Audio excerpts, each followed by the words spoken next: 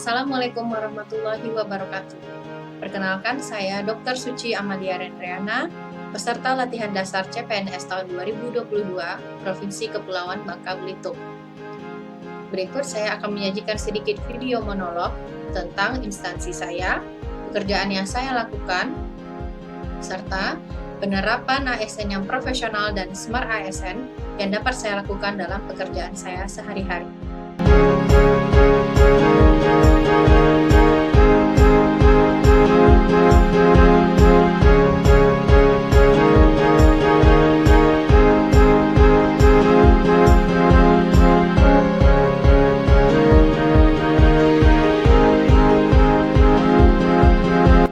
Puskesmas Pasir Putih beralamat di Jalan Pinisi RT 009, RW 003, Kelurahan Pasir Putih, Kecamatan Bukit Intan, Kota Pangkal Pinang.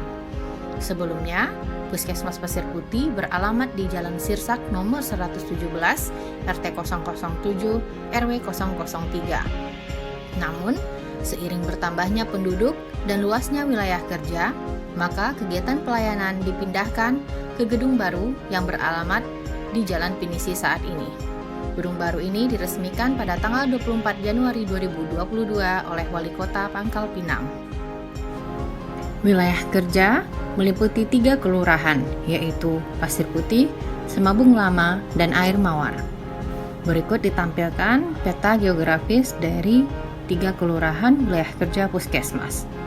Luasnya sekitar 1.403 km bujur sangkar yang merupakan dataran rendah dan rawa-rawa.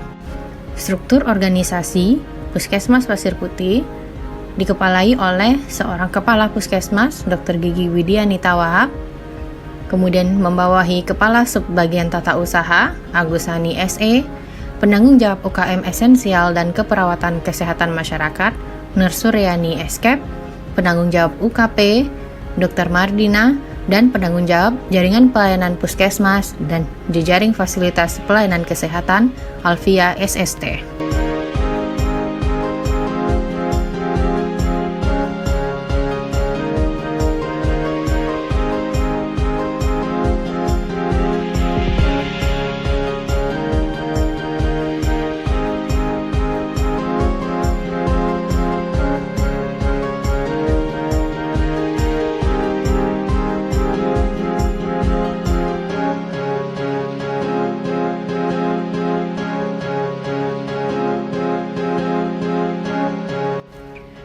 Tugas Puskesmas berdasarkan Peraturan Menteri Kesehatan Republik Indonesia Nomor 43 Tahun 2019 tentang Puskesmas adalah melaksanakan kebijakan kesehatan untuk mencapai tujuan pembangunan kesehatan di wilayah kerjanya. Di Puskesmas Pasir Putih, saya menjabat sebagai dokter ahli pertama. Tugas yang saya lakukan sehari-hari berupa pemeriksaan dan pengobatan kepada pasien. Pemeriksaan dilakukan secara komprehensif dan pengobatan tidak hanya sebatas pemberian obat atau medikamentosa saja, namun juga disertai dengan edukasi kepada pasien mengenai penyakitnya dan upaya yang bisa dilakukan untuk mencegah perburukan penyakit. Kemudian saya juga melakukan tindakan medis, itu bisa di dalam ataupun di luar gedung. Tindakan medis di dalam gedung misalnya saat ada pasien gawat darurat, seperti melakukan penjahitan atau nebulisasi. Untuk di luar gedung, dapat kita lihat, saya ikut serta melakukan injeksi pada saat bulan imunisasi anak nasional, yaitu pemberian imunisasi campak dan rubella kepada seluruh anak mulai dari 9 bulan sampai 12 tahun. Selanjutnya, saya juga melakukan rujukan bila diperlukan. Artinya, bila penyakit yang saya temui bukan kompetensi saya, maka saya akan lakukan rujukan spesialistik sesuai dengan penyakit tersebut. Saya juga menerima konsultasi tentang kesehatan, baik konsultasi secara langsung maupun online. Saya sajikan contoh konsultasi online yang saya lakukan via WhatsApp. Kemudian, saya juga memberikan pelayanan surat yang berhubungan dengan hasil pemeriksaan, seperti surat keterangan sakit atau surat keterangan sehat. Selanjutnya, saya melakukan pengelolaan pelayanan terkait obat-obatan. Di sini saya bekerja sama dengan instalasi kefarmasian dengan tujuan untuk mengevaluasi penggunaan obat-obatan setiap bulannya. Bila ada obat yang sudah hampir habis, atau obat yang sudah expire, atau obat-obatan yang jarang dipakai, itu akan dievaluasi setiap bulannya. Jadi penyediaan obat-obatan ini tergantung dari data-data kami sebelumnya. Selanjutnya, koordinasi lintas program dan sektor. Contohnya adalah adanya pertemuan MMD atau Musyawarah Masyarakat Desa. Masing-masing kelurahan itu diundang di Puskesmas Pasir Putih untuk tujuan memperbaiki pelayanan kesehatan. Di sana ada masukan dari masing-masing kelurahan mengenai bagaimana pelayanan kesehatan di Puskesmas Pasir Putih ke depannya. Kemudian, menghadiri pertemuan terkait pelayanan kesehatan. Di sini saya menyajikan pertemuan terkait adanya cacar monyet yang ada saat ini di dunia. Meningkatkan pelayanan kesehatan tingkat sekolah. Contohnya, berupa pemeriksaan kesehatan umum siswa SD di wilayah kerja saya. Kemudian, saya juga melaksanakan kegiatan UKM seperti penyuluhan. Contohnya, penyuluhan hipertensi dan diabetes mellitus pada lansia. Saya juga tergabung dalam tim akreditasi tahun 2022 ini, bidang pencegahan penyakit dan infeksi, serta bidang UKM.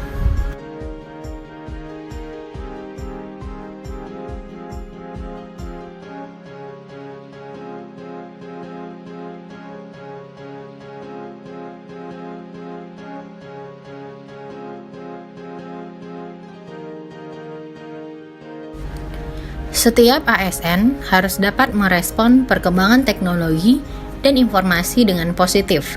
Setiap ASN harus dapat bersikap adaptif terhadap teknologi agar kinerja pelayanan menjadi lebih cepat, akurat, dan efisien. Untuk menjawab hal tersebut, Kementerian Pendayagunaan Aparatur Negara dan Reformasi Birokrasi Republik Indonesia atau Kementerian PAN dan RB telah mencanangkan kebijakan manajemen ASN menuju Smart ASN 2024. Melalui kebijakan tersebut, diharapkan akan dapat terbentuk birokrasi berkelas dunia. Dalam upaya membentuk birokrasi berkelas dunia tersebut, diharapkan setiap ASN dapat memiliki profil sebagai seorang Smart ASN yang terdiri dari integritas, nasionalisme, profesionalisme, berwawasan global, menguasai IT dan bahasa asing, berjiwa hospitality, entrepreneurship, dan networking. Pertama, integritas. Di sini, saya melakukan penyuluhan terhadap pentingnya pemberian imunisasi tambahan campak dan rubella kepada orang tua di TK dan PAUD yang ada di Puskesmas Pasir Putih. Selanjutnya, di sini saya bekerja sama dengan seorang dokter gigi sebagai ketua tim mutu. Saya ditunjuk sebagai koordinator tim manajemen risiko untuk akreditasi Puskesmas 2022. Nasionalisme. Gunakan batik setiap Kamis sesuai dengan ketentuan yang ada di Puskesmas saya. Kemudian saya juga mengikuti apel pagi sesuai dengan arahan. Selanjutnya, saya juga mengikuti seminar dan pelatihan, baik yang dilaksanakan offline maupun online. Contohnya, saya mengikuti seminar yang dilaksanakan online oleh Dokuiti.